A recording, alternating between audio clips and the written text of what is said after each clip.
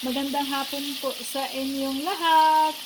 Oras na naman sa pagluluto, kaya nandito tayo sa kusina. Ang niluto ko guys, itong paanong manok. Luto na siya.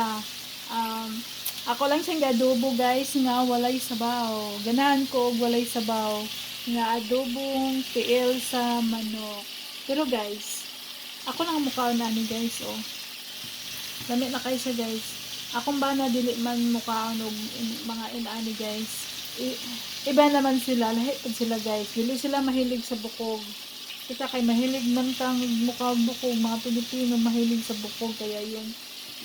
Taon-taog tail sa manok. Unya, kuan guys, ganahan ko gulay sabaw, ganahan ko kanang pinahubas guys ba.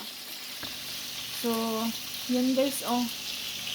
Ang sarap niyan guys, kain tayo. Pero guys, dito naman sa kabila, kuan guys, pork steak. So yun guys, sa asawa ko yun. Pero kakain din ako ng baboy. Kaya isa lang ang sa kanya, isa lang din sa akin.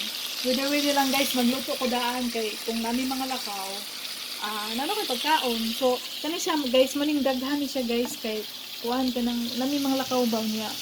Di kami kuan magluto pag uli. Pero siya, napod siya pagkaon kaya yun giduhan ako.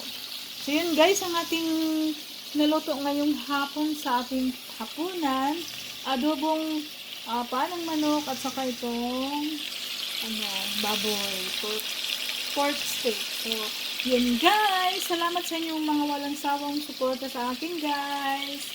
Thank you for watching guys, hanggang sa susunod. Bye bye!